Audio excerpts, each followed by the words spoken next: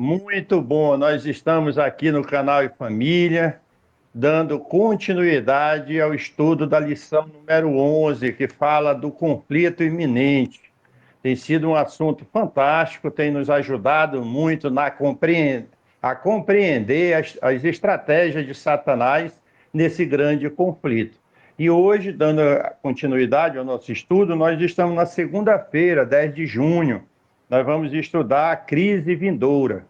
Fique conosco, participe desse estudo em espírito de oração. Você faz parte desse ministério, então não deixe de deixar aqui o seu like, compartilhar esses vídeos com as pessoas do seu círculo de amizade, da sua igreja. E também, se quiser, deixe seus comentários aí, porque isso vai ajudar muito a desenvolver esse ministério junto à plataforma do YouTube. Nós vamos já começar e antes vamos pedir a presença do nosso bondoso Deus conosco através do Espírito Santo. Ore conosco. Nosso Paizinho querido, nosso Deus abençoado, nós te agradecemos, Senhor, porque estamos estudando a tua palavra. E para isso te pedimos que teu Espírito nos conduza nesses estudos. É a nossa oração no nome e nos méritos de Jesus. Amém.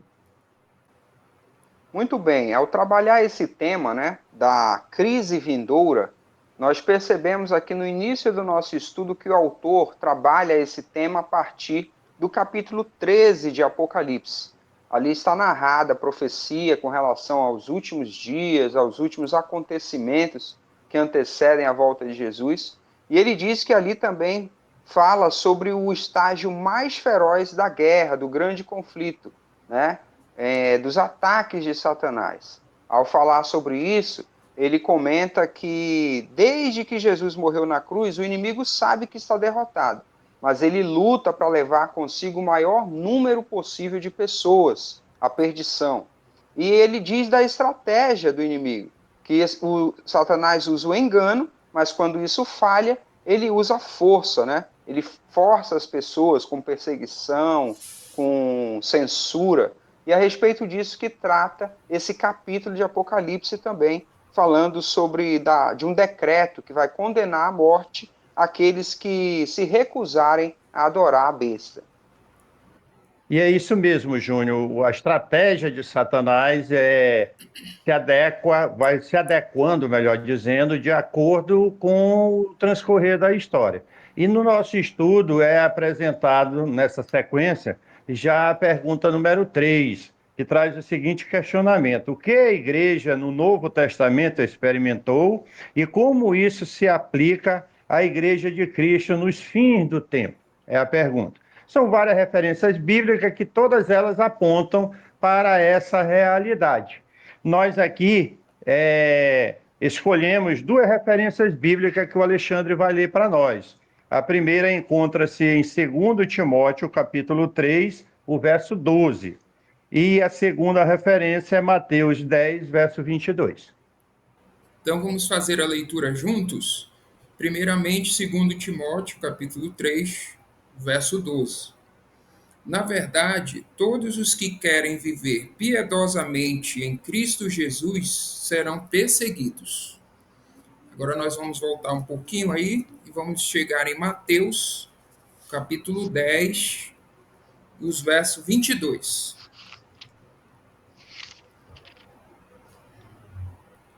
Todos odiarão vocês por causa do meu nome. Aquele, porém, que ficar firme até o fim, esse será salvo. Graças a Deus, né? Que mensagem legal. Então, a partir dessa leitura aí, nós deixamos a nossa sugestão de resposta à pergunta: o que a igreja do Novo Testamento experimentou e que vai se repetir na igreja dos últimos dias, né? No fim dos tempos, a perseguição que a igreja primitiva sofreu se repetirá de forma mais intensa.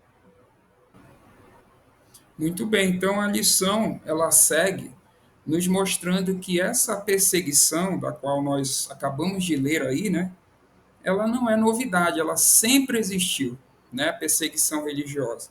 Inclusive o Júnior falou um pouquinho ali da marca da besta também. O autor coloca aqui para nós que essa marca é apenas o elo final dessa cadeia, né, quando tudo vai se intensificar. Mas as perseguições sempre existiram, né? Ele coloca aqui que desde lá de Caim, quando Caim matou Abel, por Abel ter obedecido a Deus, desde ali já havia perseguição para os filhos de Deus, né? E nós estudamos bastante esse trimestre sobre essas perseguições no decorrer da história também, né? Na época do Império Romano, da Roma pagã, da Igreja medieval, nós estudamos bastante esse assunto. E aí ele completa aqui esse comentário dizendo assim, que essas perseguições passadas tinham o objetivo de forçar as pessoas ao quê? A um falso sistema de crenças e adorações.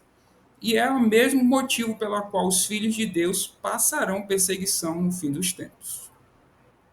Isso. E nesse ponto do estudo, o autor retoma para o livro de Apocalipse. O capítulo 13, nos versículos 15 e 17, fala de uma marca que impedirá aqueles que não a tiverem de comprar ou vender. Então fala de sanções econômicas, de uma perseguição que se dará de forma a colocar sanções econômicas sobre aqueles que não se curvarem a esta falsa adoração. É nesse ponto que nós trabalhamos mais uma vez o tema da marca da besta, esse tema explorado nessa profecia. É importante ver como, no nosso estudo, como o pastor Philip coloca essa compreensão das ações de Satanás de uma maneira bem legal, bem didática. A lição traz aqui que, às vezes, Satanás leva a perseguição, como vocês já falaram, etc. Mas na lição ele traz que Satanás está trabalhando com o mundo cristão numa estratégia também de concessões, levando o mundo a fazer concessões àquilo que a palavra de Deus diz, orienta, de maneira que o mundo esteja preparado, ou pelo menos parte do mundo esteja preparado, do mundo cristão, para receber a marca da besta, receber o distintivo que os separará da verdadeira adoração. Fazer essa última concessão, né, pai? Então, Isso. é como se ele fosse preparando as pessoas a fazer concessões da sua fé, das suas crenças, para que no futuro seja fácil abrir mão, mais uma vez, da doutrina verdadeira, da verdadeira adoração ao Deus verdadeiro. Isso.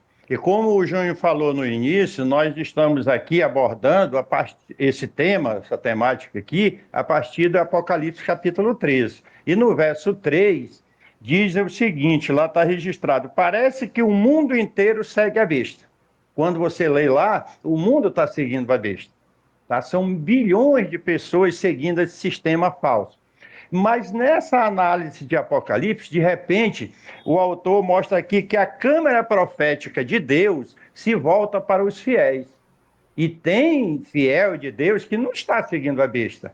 Apocalipse 14, verso 12, mostra um povo que tem uma marca distintiva, tá certo? Esse povo, ele obedece a Deus e vive uma vida de comunhão com seus mandamentos, em obediência aos seus mandamentos, tem a fé em Jesus Cristo.